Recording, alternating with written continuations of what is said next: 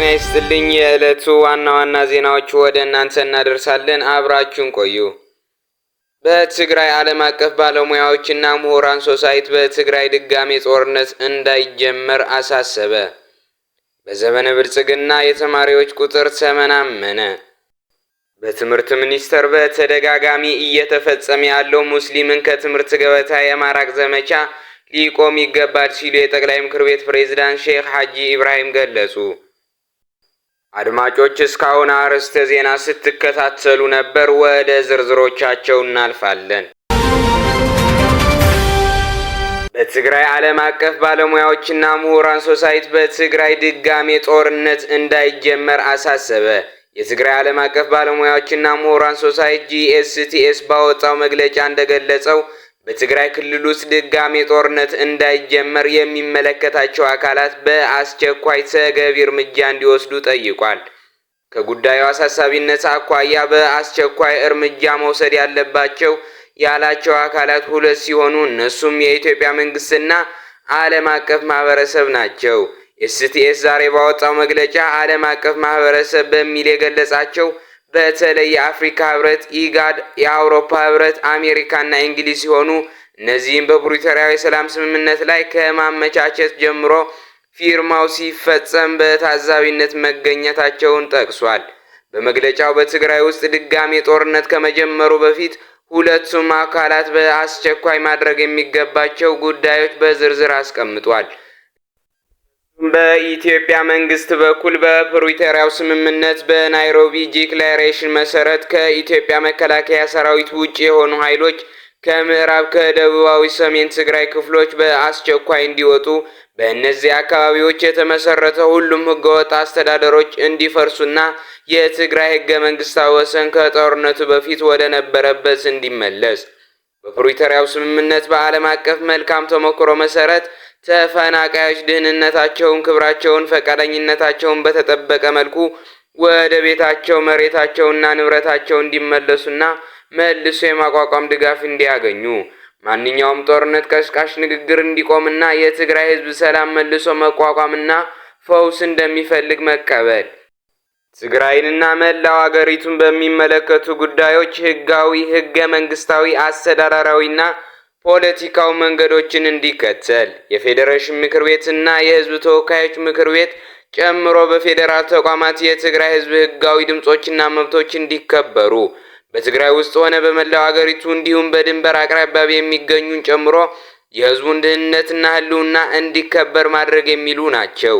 ኤስቲኤስ ከዓለም አቀፍ ማህበረሰብ የሚጠበቁ ያሏቸው ነጥቦች ደግሞ ፌዴራል መንግስትና የትግራይ ባለስልጣናት ለፕሪቶሪያው የሰላም ስምምነት አፈጻጸሙ ተገዢ እንዲሆኑ ሁሉም ዲፕሎማሲያዊና ፖለቲካዊ ጫና ማድረግ፣ የኢትዮጵያ መንግስት በህገ መንግስቱ እውቅና ከተሰጠው ከትግራይ ግዛት ውስጥ ከመከላከያ ሰራዊት ውጭ የሆኑ ኃይሎች ያለ ቅድመ ሁኔታ በፍጥነት ሙሉ በሙሉ እንዲወጡና ተፈናቃዮቹም እንዲመለሱ ማሳሰብ፣ ትግራይ ግዛቶችን በተቆጣጠረው በድንበር አቅራቢያ የሚገኙ ማህበረሰቦችን ህልውና አደጋ ላይ በጣለውና በኢትዮጵያ ውስጣዊ ጉዳይ ላይ ብሎም በአፍሪካ ቀንድ ጣልቃ እየገባ በሚገኘው የኤርትራ መንግስት ላይ ተጨባጭ እርምጃ እንዲወሰድ የሚሉ ናቸው።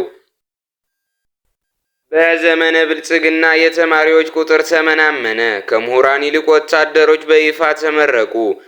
የወጪ መጋራት ሙሉ በሙሉ ተማሪዎች እንዲከፍሉ ተደረገ። በዘመነ ኢህአዴግ ተማሪው 15% ነበር የሚከፍለው።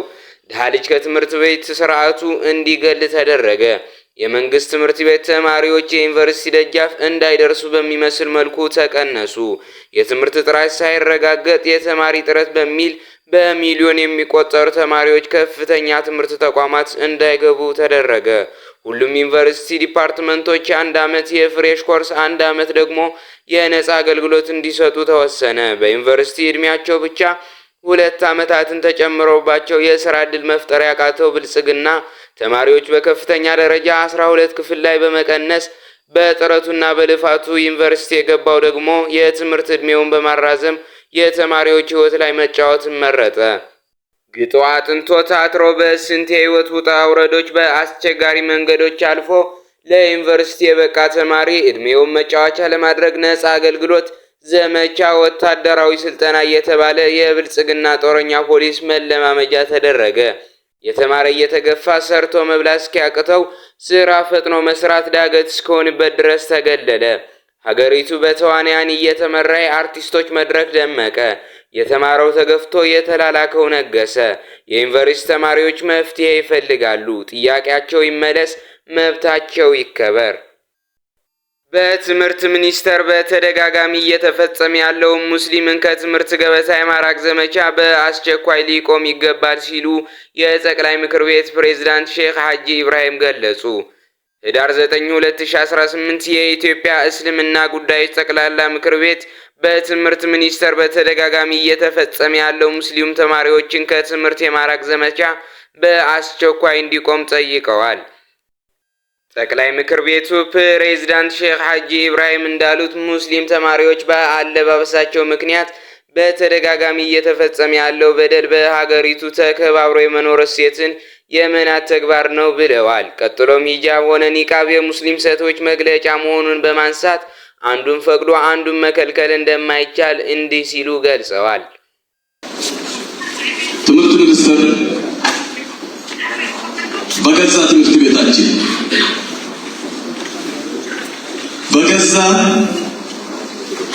ገንዘባችን የሰራነውን ቤት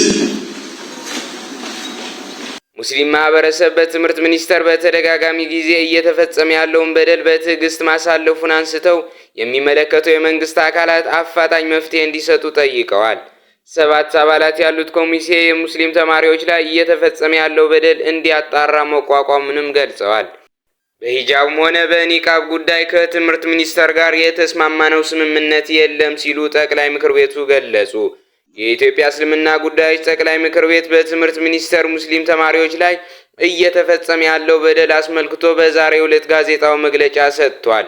ጠቅላይ ምክር ቤቱ ፕሬዝዳንት ሼክ ሐጂ ኢብራሂም ቱፋ የሙስሊም ሴት ተማሪዎች አለባበስ ኒቃብ ይሁን ሂጃብ በሚል ከትምህርት ሚኒስቴር ጋር ምንም አይነት ስምምነት አልፈጸምንም ብለዋል። የኢትዮጵያ እስልምና ጉዳዮች ጠቅላይ ምክር ቤት በጠቅላይ ምክር ቤቱ ማቋቋሚያ አዋጅ ቁጥር 1207/2012 እና በሕገ ሙጅሊስ 2015 በተሰጠው ስልጣን መሰረት ማንኛውም የመንግስት አካል የሚወስናቸው ውሳኔዎችና የሚፈጽማቸው ተግባራት የህዝቡ ሙስሊም ሃይማኖታዊ መብት የሚጋፋ መሆናቸውን ሲያረጋግጥ እርምት እንዲደረግ የማድረግ ሙሉ ኃላፊነት ተሰጥቶታል ሲሉም ገልጸዋል።